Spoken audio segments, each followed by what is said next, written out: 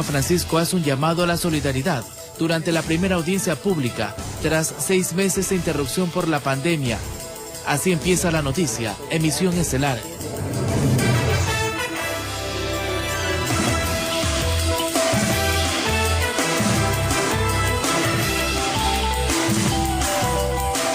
Buenas noches, amigos televidentes, bienvenidos a la emisión estelar de su informativo de la noticia. Les tenemos completa información de Ecuador y el mundo. Y en breve, la Policía Nacional ejecutó varios allanamientos en busca de responsables de las últimas muertes violentas en Guayaquil. Se lo contamos esto en instantes.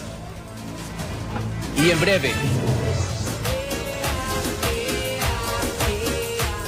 a los señores de la terraza, recuerden descubren que fiesta clandestina en el norte de Guayaquil. Los detalles más adelante.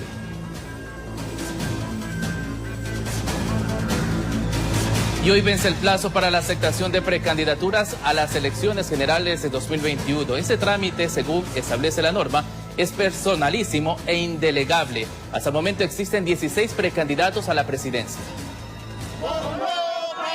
Los últimos precandidatos en Guayas acudieron a firmar la aceptación de sus postulaciones a legisladores por la provincia. Se trata de los aspirantes del Partido Socialista, Unión Ecuatoriana y el Movimiento Construye. Las propuestas principales que nosotros tenemos es fortalecer los emprendimientos, reactivar los procesos organizativos y se pueda trabajar fuertemente en las comunidades con el tema de drogas, bienestar familiar. Son 20 organizaciones políticas que buscan los 20 escaños a la Asamblea Nacional por la provincia del Guayas. Ya las 20 organizaciones políticas que realizaron primarias ya han venido en su mayoría. Solo falta completar ciertos candidatos que por diferentes circunstancias aún no han firmado. Y lo hicieron la tarde de este miércoles, último día de aceptación de precandidaturas. Ingresando a nuestros candidatos porque el día lunes nos tocó inscribirnos, pero lamentablemente a 3 se les presentaron inconvenientes familiares, personales, entonces pues hoy hemos cumplido con la labor de inscribir a todos nuestros candidatos, que en total son 40, son 20 titulares y 20 alternos. Una vez que ya termine el periodo de inscripción de las precandidaturas, este periodo podría la organización política impugnar cualquier candidatura directamente al Tribunal Contencioso Electoral. Hasta el 18 de septiembre y al 7 de octubre, que es el periodo máximo para inscribir su candidatura. Además, hasta el día de mañana esperamos las alianzas que se concreten de cualquier organización política, de cualquier dignidad que lo vayan a hacer. La alianza, que es la del Partido Social Cristiano con Madera de Guerrero, es la única que ha formalizado acá. De allí no existe ninguna alianza, al menos aquí en la provincia del Guayas. Informó Roselena Vázquez. De Guayas, los últimos precandidatos acudieron a firmar la aceptación de sus postulaciones a legisladores por la provincia. Se trata de los aspirantes del Partido Socialista, Unión Ecuatoriana y el Movimiento Construye, y son 20 organizaciones políticas que buscan escaños a la Asamblea Nacional por la provincia de Guayas. Con esto venció el plazo para que los precandidatos presenten su documentación y así se pueda también verificar que no tienen ningún impedimento para participar en las elecciones de febrero del próximo año. Diga el CNE, aún es incierta la aceptación de la precandidatura a la vicepresidencia de Rafael Correa. Expertos opinan sobre este tema. En el CNE aún no consta el nombre del postulante a la vicepresidencia, Rafael Correa. Pero Centro Democrático tenía un as bajo la manga, pues Correa fue mocionado por parte del partido como candidato a la legislatura por la circunscripción Europa, Asia y Oceanía, que al momento está designada y aceptada por el ex canciller de la República, Guillaume Long, en el consulado de Ecuador en Francia. Pero en el caso de que este dimita, la posta la podría tomar Correa, pero se trataría de un segundo intento por formar parte de la papeleta, pero ¿qué riesgo implica? Bueno, ahí lo que existe es el riesgo de que sean descalificadas las dos candidaturas, porque está prohibido por la legislación electoral postularse para dos dignidades. Se pueden aceptar las precandidaturas de manera presencial ante el Consejo Nacional Electoral. Correa tampoco ha podido hacerlo como candidato a la vicepresidencia.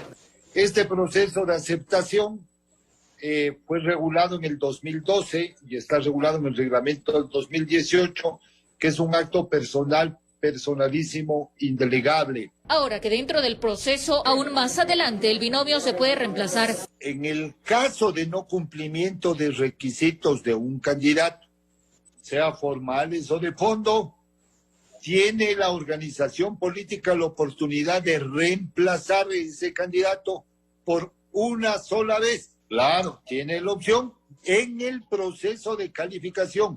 Tropiezos que implicarían complicaciones en el binomio Correa-Arauz, que le podrían pasar factura más adelante, pues hay riesgos que con la no aceptación deberán afrontar. Y eso va a impedir que el Consejo Nacional Electoral califique esta candidatura, tanto la presidencial como la vicepresidencial, y eso eventualmente, le insisto, podría dejar fuera de la contienda electoral a ese eventual binomio del Centro Democrático. Esto tomando en cuenta que el exmandatario se encuentra en un proceso judicial por el caso Sobornos 2012-2016.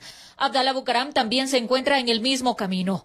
No ha podido presentarse de manera presencial para la candidatura a la Asamblea, pues se encuentra con arresto domiciliario. Hasta el momento, solo Virgilio Hernández ha podido aceptar la candidatura al Parlamento andino, pese al proceso judicial que pesa en su contra. Informó Marilyn Caramillo. Ahora revisemos lo que ocurrió en Quito en cuanto a las inscripciones y lo que establece la norma para las elecciones del próximo año. El actual ministro de Cultura, Juan Fernando Velasco, junto con su compañera de fórmula, Ana María Pesantes, acudieron a la delegación del CNE en el norte de Quito la mañana de este miércoles para confirmar la aceptación de sus precandidaturas como binomio presidencial por el movimiento Construye Antes, ruptura de los 25. Ratificado, como decía, con emoción y agradecimiento, esta postulación que se ha realizado por parte del movimiento Construye. Velasco, sin embargo, dejó entrever la duda que existe sobre si finalmente irá tras del sillón de Carondelet. ¿Inscribirán ustedes como candidatos ya? Es una decisión que tomaremos, como lo hemos anunciado ya, Ana María y yo juntos, en el momento que sea pertinente. Con ellos, solamente restaba por hacer el trámite el binomio del movimiento FE que postula Miguel Salem y Gustavo Bucaram. Finalmente, de los 19 binomios anunciados tras las primarias, 16 aceptaron la postulación a la presidencia y 15 a la vicepresidencia, pues está en incertidumbre lo que ocurrirá con el binomio de Centro Democrático, que acoge al correísmo. Andrés Arauz, quien va por la presidencia, confirmó su precandidatura, pero la situación de Rafael Correa, que busca la vicepresidencia, aún es incierta.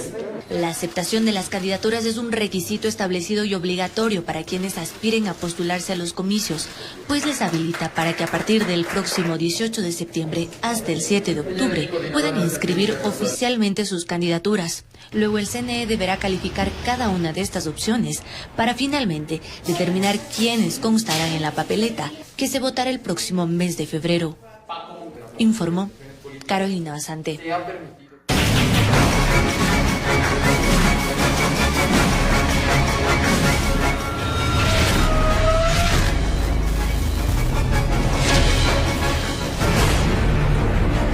Se incrementó la cifra de femicidios en Ecuador durante el confinamiento. Muchas mujeres intentaron dar a conocer ese problema que ocurría dentro de sus hogares, pero no lo lograron. Conozca si tuvieron o no la ayuda de parte de instituciones y a cuánto asciende el registro de llamadas a auxilio. Hoy, en su informativo, La Noticia. Y 103 kilos de marihuana fueron decomisados en Manta, provincia de Manabí. La sustancia estaba camuflada en sacos de yute y era transportada en una camioneta. Por este caso hay 3 personas detenidas. Trabajos de inteligencia de la Unidad Nacional de Investigación contra el Tráfico Ilícito de Drogas de la Policía en Manta, provincia de Manabí, permitieron determinar que la madrugada de este 2 de septiembre se transportarían alcaloides desde el cantón Rocafuerte hasta la ciudad de Manta. Y en el sector conocido como La Coliza lograron interceptar a quienes tenían en su poder las sustancias.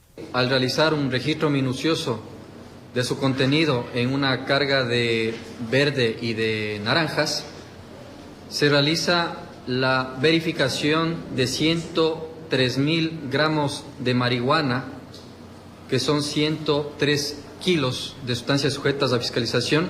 La droga estaba camuflada en sacos de yute y se presume que era para consumo interno, pero el cargamento en el mercado internacional superaría los $5 millones.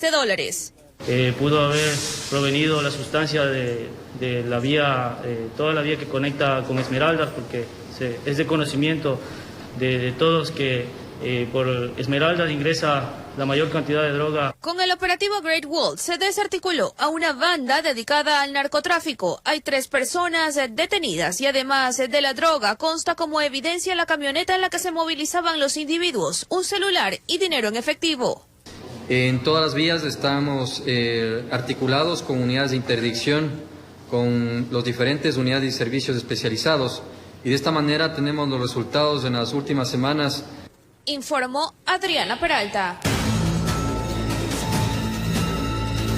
Y más adelante detienen a 2 agentes de la Policía Nacional con varios sobres de droga. Los detalles en pocos minutos. Y el ex abogado de José Luis Zambrano, alias Rasquiña, líder de la banda de los Choneros, y 6 personas más, entre ellos funcionarios públicos, fueron vinculados por el delito de asociación ilícita por la prelibertad que obtuvo Zambrano hace pocos meses. Una jueza en Guayaquil otorgó para todos medidas sustitutivas a la prisión preventiva. Primero se lo conoció en la cuenta de Twitter de la Fiscalía, en la que indica que la jueza Ángela Bustillo acogió el pedido de su representante para vincular a Harrison Salcedo y 6 personas más por el presunto delito de asociación ilícita relacionado con la liberación de José Luis Zambrano, líder de la agrupación delictiva Los Choneros, en el mes de junio. La magistrada no concedió la prisión preventiva para los sospechosos. La presentación periódica ante la autoridad que la jueza va a decidir una vez que verifique los domicilios de los ciudadanos ahora vinculados, así como también la prohibición de salida del país. La investigación parte de la verificación del teléfono celular de uno de los 3 primeros procesados en este caso.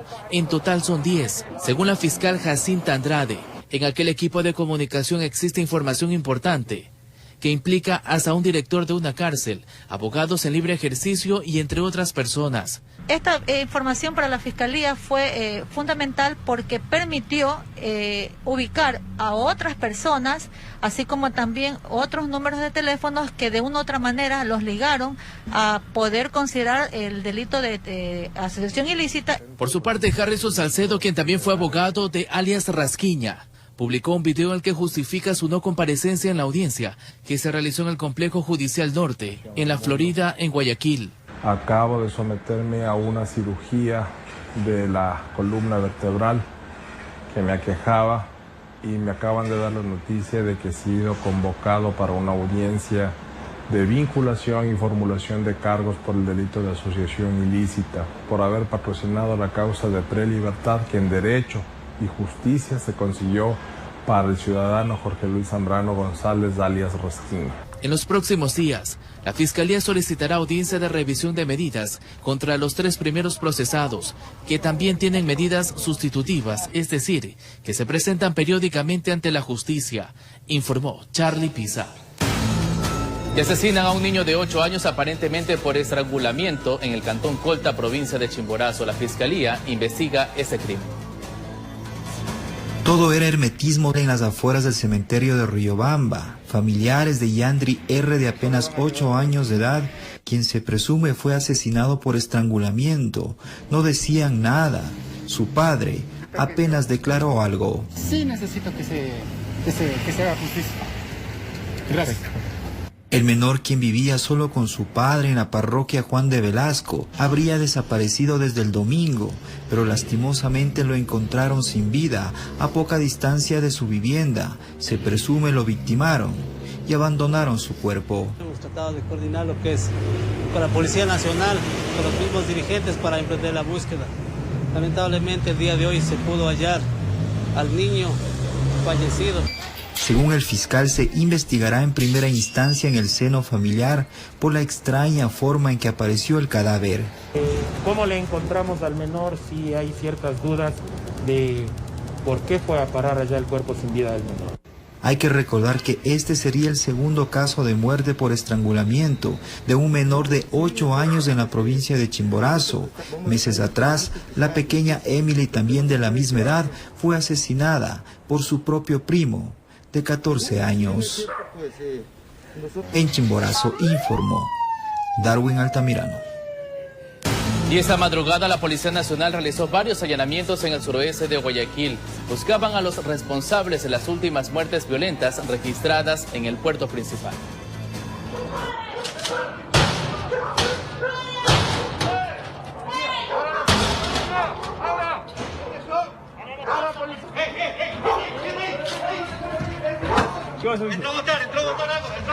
ante la cifra alarmante de muertes violentas en Guayaquil, que ya se aproxima a las 200, la Policía Nacional realizó un operativo en el sector del Suburbio.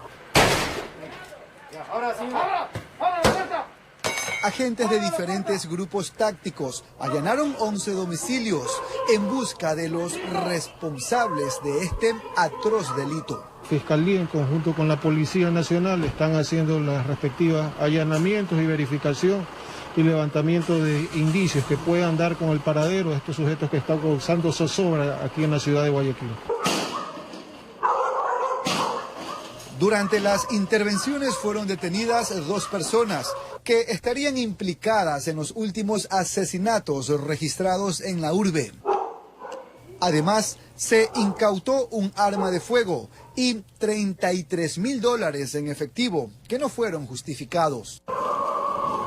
El operativo estuvo a cargo de la Unidad de Muertes Violentas de la DINASET. A través de estos trabajos buscan disminuir los hechos de sangre. Informó Jorge Salazar.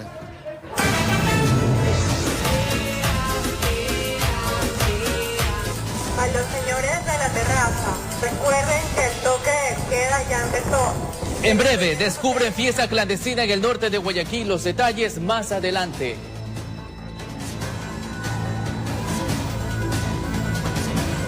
Y 2 agentes de la Policía Nacional fueron detenidos con varios sobres de droga. El procedimiento se llevó a cabo en un populoso sector del noroeste de la urbe porteña.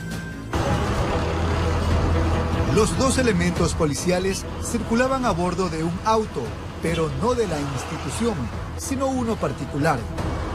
En ese momento no estaban en servicio y aparentemente realizaban actividades ilícitas. 2 servidores policiales fueron encontradas con sustancias sujetas a fiscalización. Inmediatamente, pues como es la política en este caso de este comando, del Comando General, es transparentar las actuaciones policiales. Obviamente los servidores policiales tienen que justificar de alguna manera por qué tenían ellos en poder estas sustancias. La detención se produjo a las 2:30 de la madrugada de este miércoles en el sector de Bastión Popular, en el noroeste de la urbe.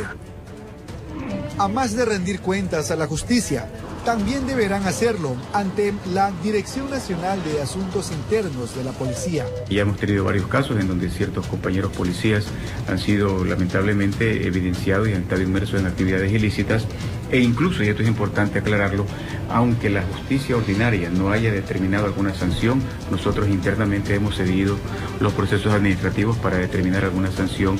Se trata del cabo segundo Jonathan C. y el policía Carlos S. Ambos tienen 29 años y no registran antecedentes penales. Informó Jorge Salazar. Y encerradas con un sujeto celoso y con serios problemas psicológicos, se han enfrentado en el confinamiento muchas mujeres en el país. Pese a que se activaron algunos sistemas y programas para protegerlas, no fue suficiente. Más detalles de este problema social en la segunda parte de nuestro especial Femicidio en Cuarentena.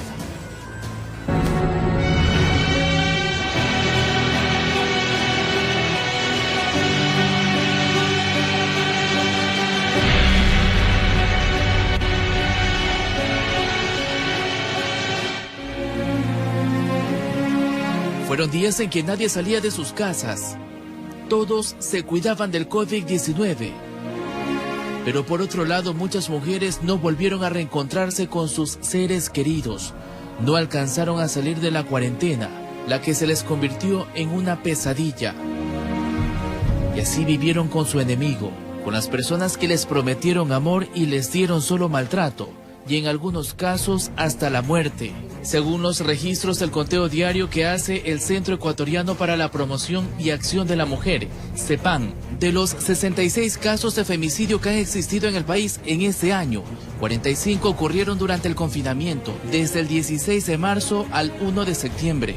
Por lo menos los 2 primeros meses que al mundo nos paró de raya esta pandemia, las respuestas también eran débiles y también era mucho más difícil que ellas puedan acceder incluso a salir a buscar a sus familias. La Fiscalía activó una opción en su página web para que las ciudadanas víctimas de violencia de género puedan de forma sencilla sentar la denuncia, con tan solo llenar 20 campos en ese documento virtual. Y en cuanto a las llamadas a auxilio por violencia de género, el ECU 911 atendió menos llamadas en el mes de marzo y abril, comparando con el año anterior, y de la misma manera las denuncias asentadas en la Fiscalía. 45% dijo que habían llamado al ECU 911 y que les habían dicho que no pueden acompañarlas porque el espacio de la judicatura no está abierto. ¿Para qué van a poner la denuncia? Que mejor cuiden su vida. Y desistieron de salir. Pero la violencia sigue. Pero según el abogado César Coronel, de la Oficina Prioritaria Única para la Atención de Mujeres Víctimas de Violencia Sexual, existe un subregistro y explica por qué. En el momento en que la víctima está encerrada en la misma casa con el agresor y la víctima no puede pedir auxilio, evidentemente las cifras oficiales tienen un grave problema de subregistro. Puede existir casos de mujeres que fueron agredidas hasta la muerte por sus parejas, casos que pasaron desapercibidos porque quizás se registraron como COVID y no como femicidio. Pero ¿cómo enfrentaron aquellos días las mujeres que solo pedían que alguien las escuche y solo ver una luz al final del túnel? Pero muchas puertas se cerraron en esos momentos. Solo esperaron los primeros días más flexibles para correr a un sitio más seguro. El mensaje era quédate en casa porque es tu lugar más seguro. Lastimosamente, para las mujeres que fallecieron víctimas de femicidio y para las mujeres que fueron víctimas de violencia, ese era el espacio menos seguro en el que podían estar. Por eso varias instituciones en defensa de la mujer buscan métodos para ir más allá y conocer esos casos, esas historias terribles dentro de los domicilios, siendo agredidas en cuarentena, y a aquellas víctimas brindarles ayuda psicológica. Informó Charlie Pisa.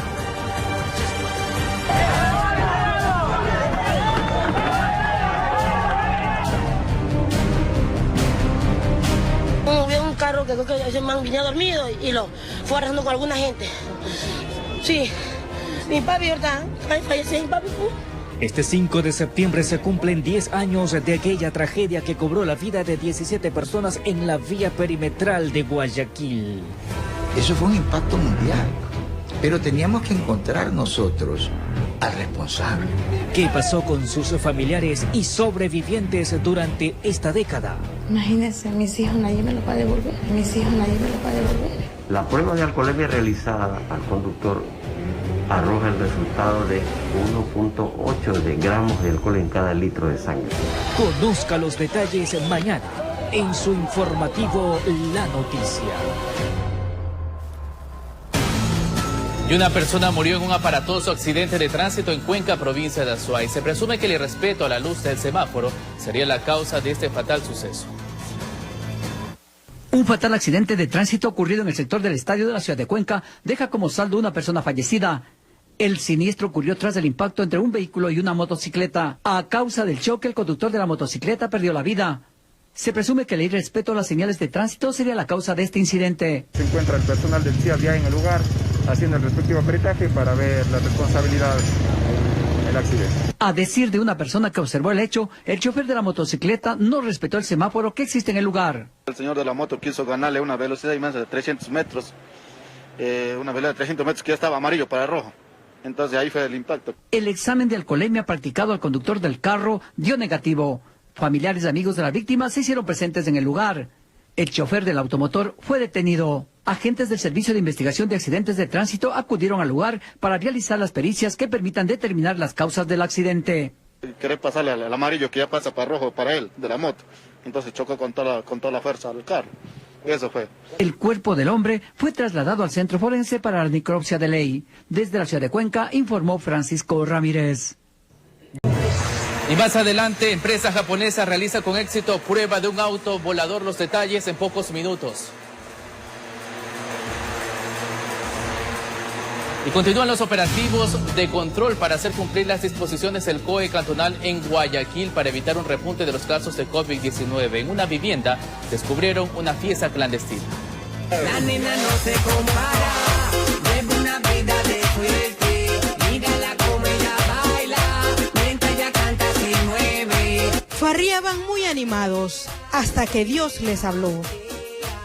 A los señores de la terraza, Recuerden que el toque de queda ya empezó y que las reuniones sociales están prohibidas.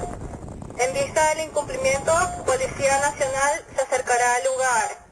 Tengan la bondad de retirarse. Bueno, en realidad los funcionarios de la Corporación para la Seguridad Ciudadana de Guayaquil. El sistema de videovigilancia no les quitó los ojos de águila de encima, hasta que los jóvenes cenicientos apagaron la música y regresaron corriendo a sus casas. A los pocos minutos, personal de la Dirección de Justicia y Vigilancia del municipio de Guayaquil y la Policía Nacional se hicieron presentes para recordarle al propietario de la vivienda, ubicada en la ciudad de La Alborada, que él es el responsable de hacer que la ley se cumpla, por lo que faltar a 2 de las disposiciones del COE cantonal en tiempos de pandemia lo hacían merecedor de una clausura con multa. Con este tipo de acciones, las autoridades buscan evitar que días después los fiesteros o sus familias deban ser ingresados a hospitales a causa de COVID-19 o, lo que es peor, a un cementerio, por haber perdido la batalla de esta enfermedad.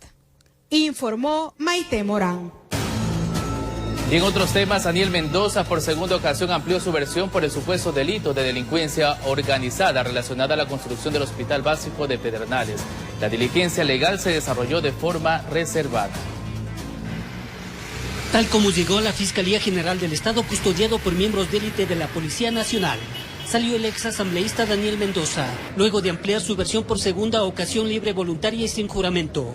La diligencia legal duró más de 6 horas, en la cual Mendoza señaló: ante la solicitud de Liceo Azuero para efectivizar los mencionados cheques, le solicité a mi asesor Giancarlos Benavides que se pusiera en contacto a la persona delegada de Liceo Azuero con el gerente del banco. En otra parte manifiesta: entiendo que en primer momento no tuvieron problemas en efectivizar valores, pero más adelante, producto de la poca movilidad debido a la pandemia, se complicaron dichas gestiones, momentos en el que empecé a recibir llamadas insistentes del Liceo Azuero, indicándome que debía cumplir con sus compañeros de bancada. Mendoza fue llevado nuevamente a la cárcel 4 Norte de Quito por el supuesto delito de delincuencia organizada relacionado a la construcción del Hospital Básico de Pedernales. Este miércoles por la tarde también estaba previsto receptar la versión del Liceo Azuero, pero no se dio, informó Héctor Romero. Y mucha atención, una compañía japonesa completó el primer vuelo de prueba con una persona a bordo de su prototipo de carro volador. El vehículo se elevó varios metros sobre el suelo durante algunos minutos y en su funcionamiento despegó y aterrizó de forma vertical gracias a sus rotores horizontales que funcionan con 8 pequeños motores eléctricos alimentados por una batería. El funcionamiento toma todos los principios de un dron y una cabina de mando cubierta para el piloto. Con esto se confirma que los autos voladores están cada vez más cerca. Y más adelante, un incendio consume decenas de hectáreas en un humedal en la provincia de Manabí. Ya regresamos.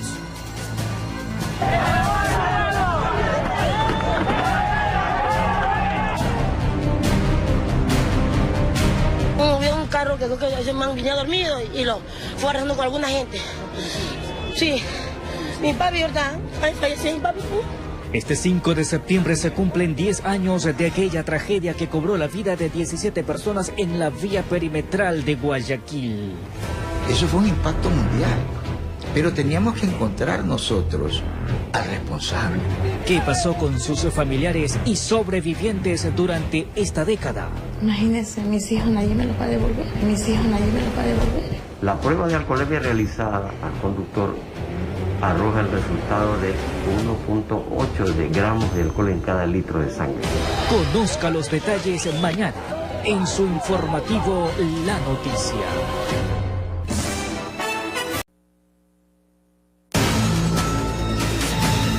(22:39) y al regresar les tendremos todos los detalles de un incendio forestal en la provincia de Manabí donde fue afectado un humedal. Todos los detalles en pocos minutos.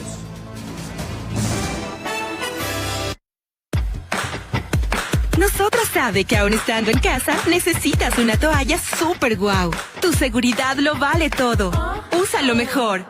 Las toallas Nosotras Invisible Rapigel son únicas. Tienen ajuste seguro. Y elementos del Cuerpo de Bomberos trabajaron por más de 5 horas para apagar un incendio forestal que se registró en el humedal La Cegua, en la provincia de Manabí. Se presume que el fuego se originó por la quema de maleza.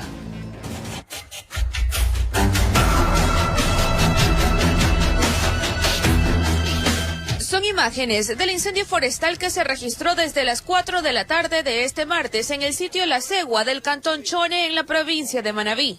Presuntamente habría iniciado por una quema de maleza y para apagar las llamas se movilizaron 30 efectivos del Cuerpo de Bomberos, 5 unidades contra incendio, además una ambulancia. Nosotros seguimos trabajando.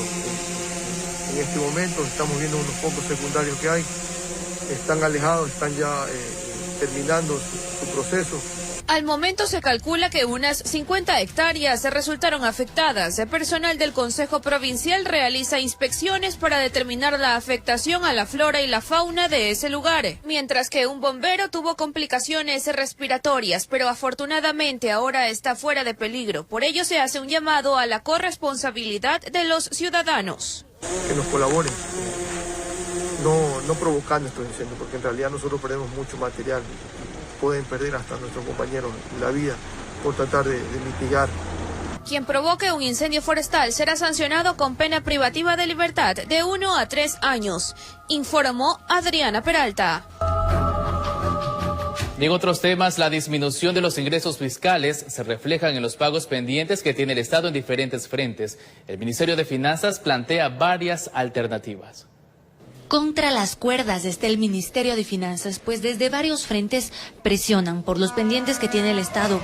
Las municipalidades aseguran que la deuda estatal con ellos asciende a más de $1.000 millones por diferentes rubros. Solamente a las alcaldías del Oriente, por la ley amazónica, las obligaciones pendientes superan los $120 millones. Hay alcaldías que realmente están viviendo el momento más difícil, creo que, de toda esta administración. Ya no vamos a poder ni siquiera cubrir el sueldo de las personas que laboran dentro de la institución. Este miércoles se sentaron en una mesa de diálogo los representantes de estas alcaldías con el viceministro de Finanzas, con quien acordaron 2 pagos en los próximos meses. En el mes de septiembre se van a igualar junio y julio por la ley del cotado. Y ya pues en octubre esperemos que se igualen agosto y septiembre. Con esta expectativa suspendieron las convocatorias que habían hecho manifestaciones, pero quienes sí protestaron fueron los proveedores y lo hicieron en varios puntos del país. Ellos reclaman una deuda que aseguran asciende a los $20 millones. Durante un plantón que se realizó en la ciudad de Quito, hubo incidentes. Esta deuda que acumula el gobierno se ahonda por la crisis económica, agudizada por la crisis sanitaria, que en este año provocó la reducción de los ingresos fiscales en más de $4.000 millones. Existe una orden judicial que sentencia el pago inmediato de los salarios pendientes a los servidores públicos. Esto, al parecer, no será cumplido en su totalidad, aunque con el desembolso de $4.000 millones que espera el gobierno por parte del FMI, se solventará una parte de estas obligaciones pendientes. En el caso de los salarios, vamos a empezar a pagar con mayor regularidad de la de meses anteriores un sector clave como es el de la educación, particularmente educación de la sierra, que ya tiene inicio de clases. En el caso de proveedores también estamos haciendo análisis de priorización para garantizar que las personas que más necesitan sean las más beneficiadas. Informó Carolina Basante. El presidente Lenín Moreno mantuvo una reunión con el ministro de Finanzas, Richard Martínez, entre otras autoridades del Estado, para tratar la situación económica actual del país. El primer mandatario detalló a dónde irán destinados los recursos obtenidos de créditos a multilaterales, entre otras fuentes de ingresos para el Ecuador. Moreno inició su intervención defendiendo una vez más el pago de $340 millones de la deuda externa, ya que eso, según reiteró el primer mandatario, ha permitido que lleguen créditos al país con más facilidad, mismos que le ayudarán al gobierno a cumplir con otras deudas que mantiene. Se ha hecho un pago puntual de los aportes del IES, lo cual ha permitido que los afiliados pues tengan el acceso a sus créditos y además hemos hecho el pago puntual, ese pago se ha sido puntual a aquellas personas que han estado en la primera línea, estamos hablando de los médicos, de los policías y de los militares. La opinión del presidente la comparte el ministro de Finanzas, Richard Martínez, que habló de una deuda ordenada, lo que se reflejaría en la disminución del riesgo país. Hemos logrado estabilizar esa variable, llegó a cerca de 6.000 puntos y algo más, y hoy está en cerca de 2.100 puntos.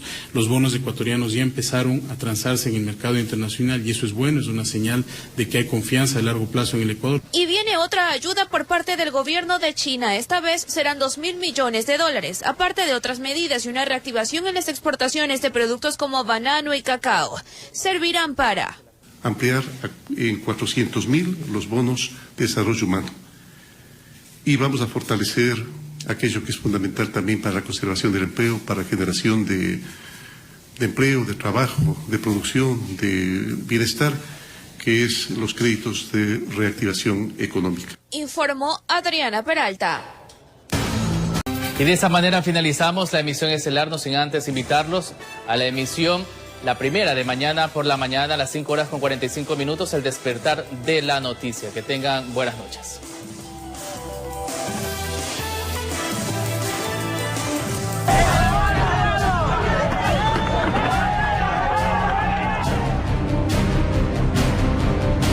Había un carro que ese man venía dormido y lo fue arrastrando con alguna gente. Sí, mi papi, ¿verdad? Ay, falleció mi papi. Este 5 de septiembre se cumplen 10 años de aquella tragedia que cobró la vida de 17 personas en la vía perimetral de Guayaquil. Eso fue un impacto mundial, pero teníamos que encontrar nosotros al responsable. ¿Qué pasó con sus familiares y sobrevivientes durante esta década?